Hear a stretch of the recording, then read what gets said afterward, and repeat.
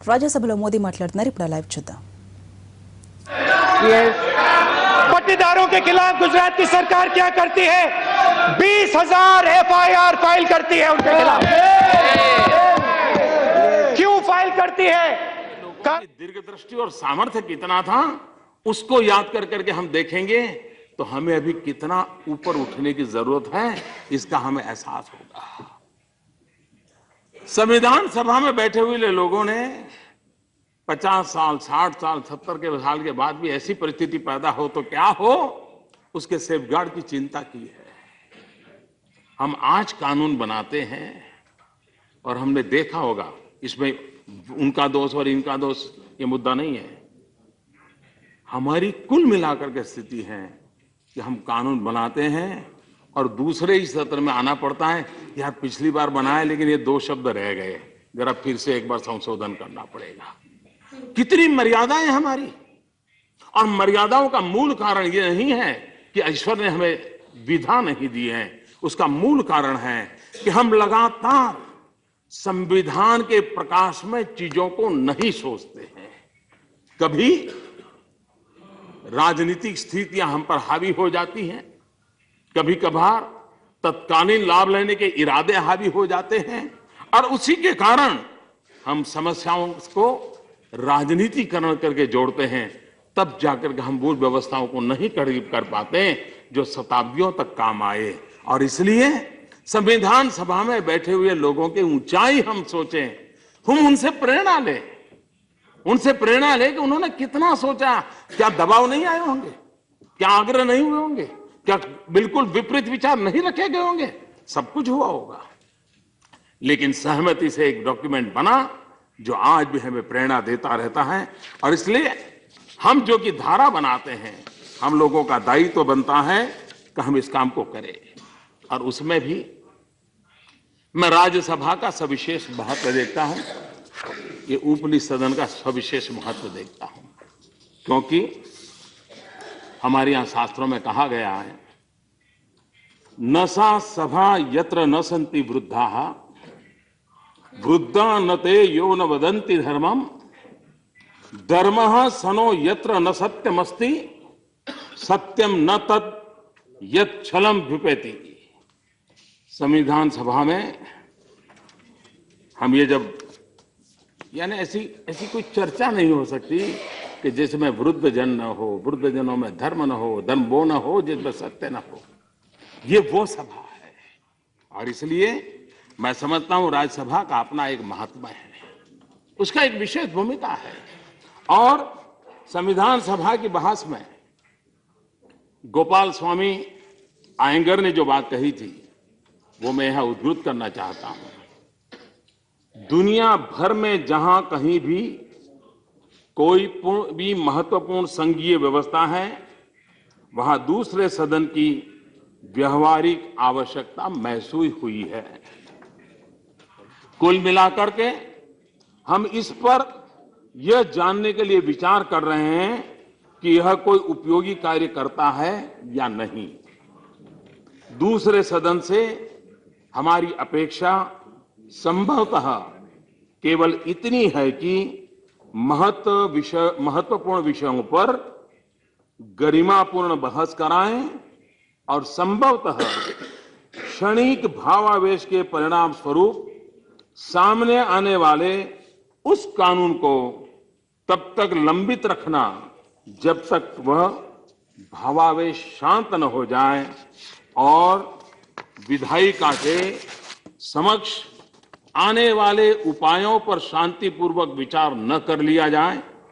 और संविधान में यह प्रावधान करते समय हमें यह ध्यान रखना होगा कि जब कभी किसी महत्वपूर्ण विषय पर, विशेषकर वित्त से संबंधित मामले पर लोकसभा तथा राज्यसभा के बीच कोई विवाद हो तो लोकसभा का मत ही मान्य होगा।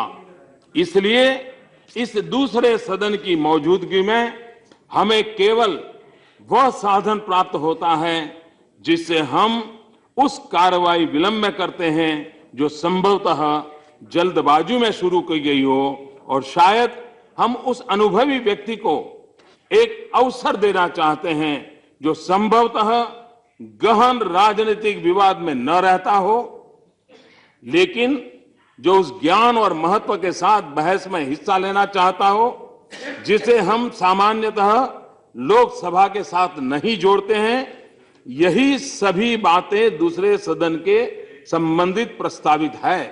मुझे लगता है कि कुल मिलाकर विचार करने के बाद ज्यादातर लोग एक ऐसा सदन बनाने और यह सावधानी बरतने रखने में के पक्ष में है कि वह कानून अथवा प्रशासन में के रास्ते में अड़ंगा सिद्ध न हो।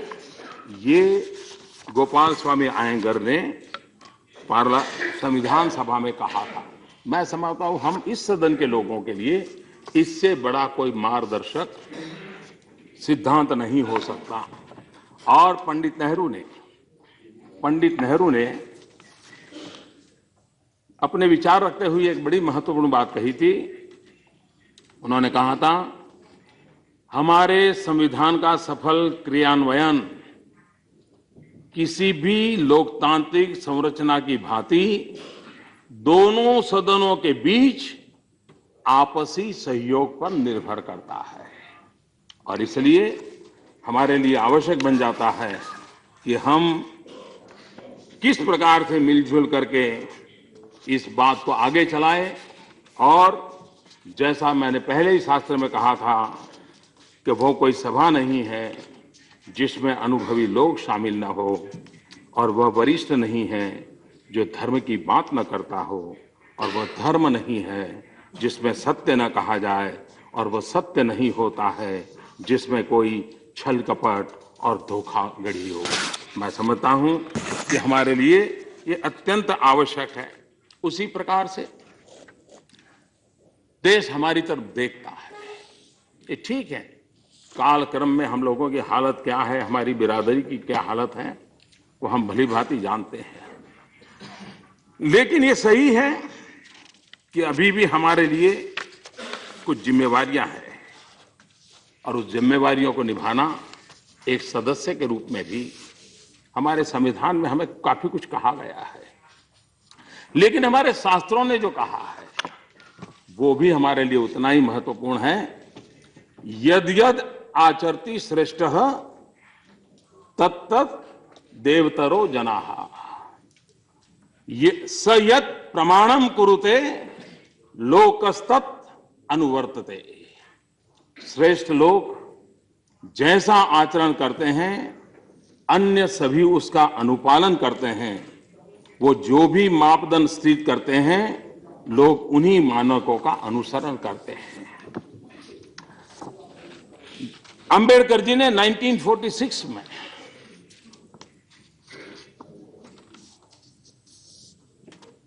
एडमंड बर्क को उद्गर्थ करते हुए कहा था,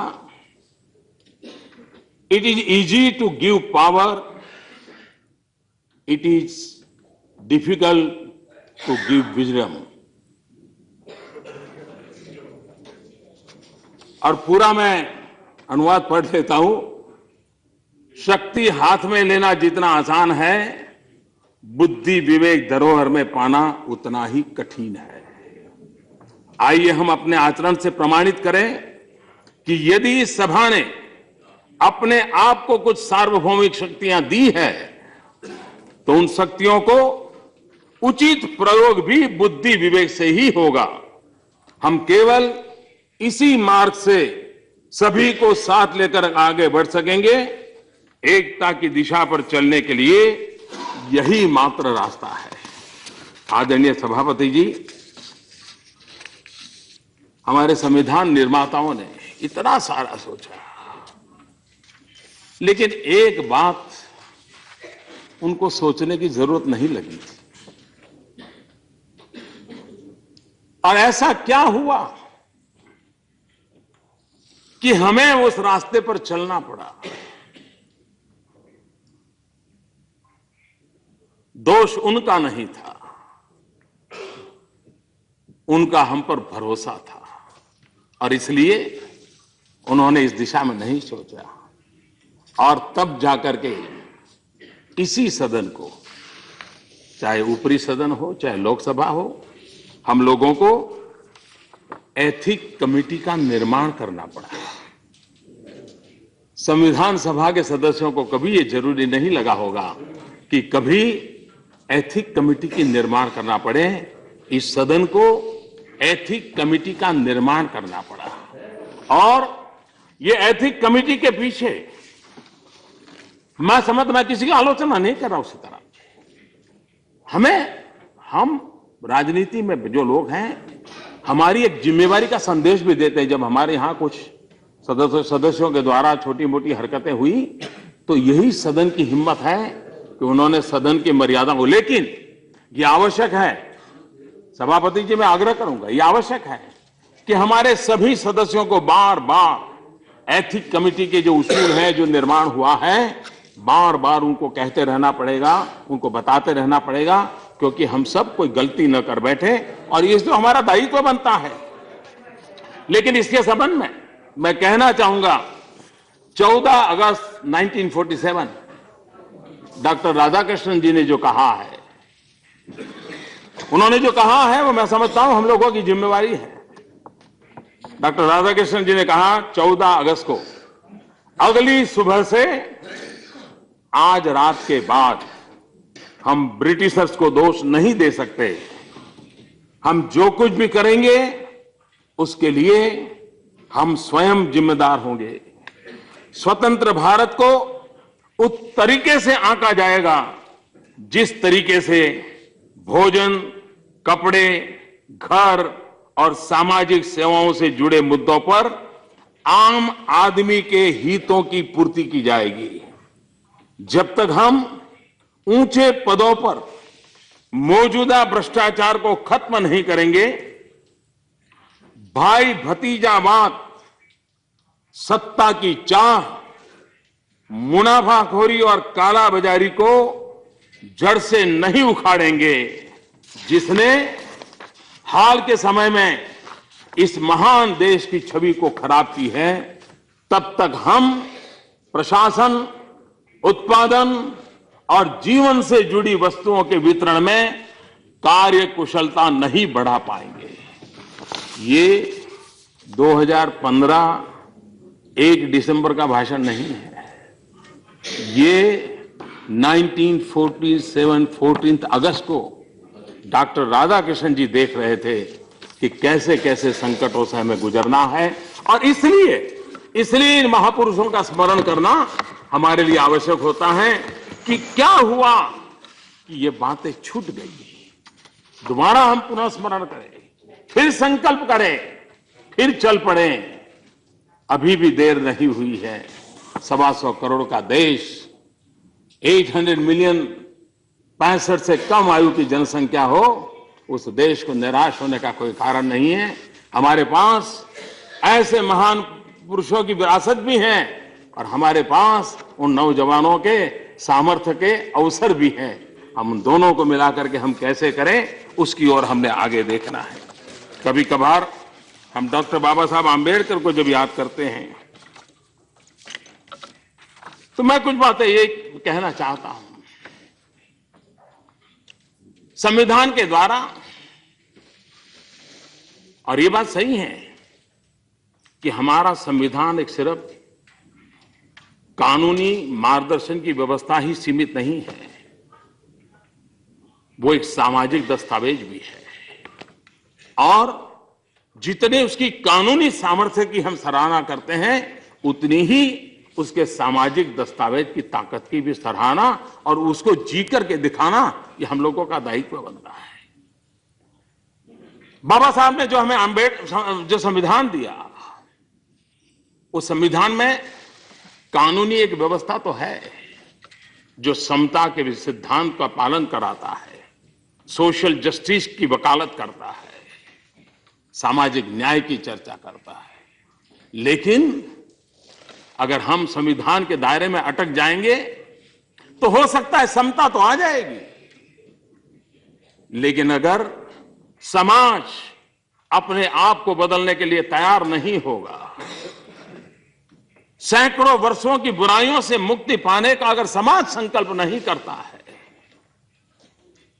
जो पाप हमारे पूर्वजों के द्वारा हुए हैं, उन पापों का प्रक्षालन करने के लिए हम और हमारी आने वाली पीढ़ियां तैयारी नहीं करती हैं, तो बाबा साहब आंबेडकर का सोशल जस्टिस की ताकत हो, समता की ताकत हो, वो पूर्ण करने का दायित्व एक समाज के नाते भी हमको उठाना पड़ेगा।